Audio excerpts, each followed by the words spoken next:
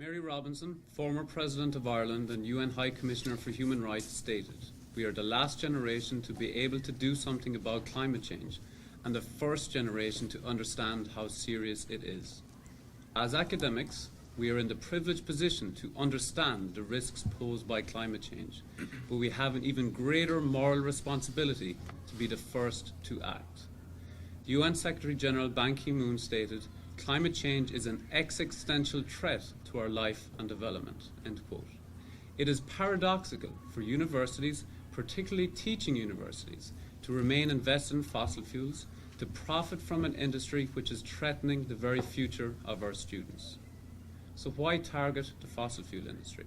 Firstly, fossil fuels are the primary contributor to climate change. The burning of fossil fuels by industrial society is the major cause of currently observed and predicted climate change. The door to keep global warming below 2 degrees, as mandated by the Copenhagen Accord, is about to close.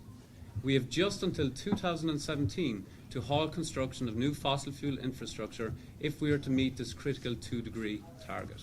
We are in a race against time, a race against common sense, and a race against what Pope Francis calls the globalization of indifference. Secondly, expansion is their business model. There isn't a fixable flaw in the fossil fuel industry business plan. As Bill McKibben stated, the flaw is the business plan, which is burning 5 times more carbon than is safe. End quote. Reform will not come from within. Shareholder resolutions may generate some tokenistic wins, but it will not force these companies to put themselves out of business. Not one of the top 200 companies have committed to stopping fossil fuel exploration and limiting extraction to its proportional share of the carbon budget. They instead are spending over $500 billion annually seeking new reserves. Tokenistic investment in alternative energy and a well-greased public relations campaign cannot hide the simple but terrifying math.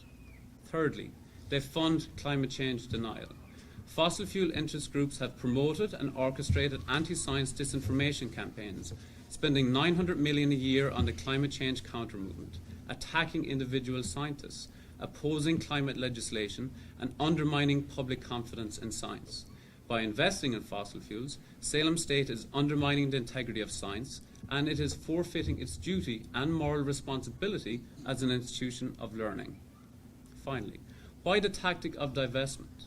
This is a nationwide movement of universities, churches, cities, and institutions that are taking a stand to tell the public, the government, and industries that there can be no more business as usual. Political will, rather than technology, is the biggest obstacle to mitigating climate change. Previous divestment campaigns, from the apartheid to tobacco, successfully lobbied for restrictive legislation affecting stigmatized firms. Fossil fuel divestment can undermine the industry's political power, lower the barrier to the passage of meaningful climate legislation, and assist the creation of market conditions by which alternative energies can thrive. Archbishop Desmond Tutu, apartheid campaigner and advocate for divestment, stated, "If you are neutral in situations of injustice, you have chosen the side of the oppressor. In 100 years from now, people will look back on our time with disbelief for the lack of action on a clear and present danger. Salem State has the opportunity to be on the right side of history, to align our values with our mission, and to not passively wait for others."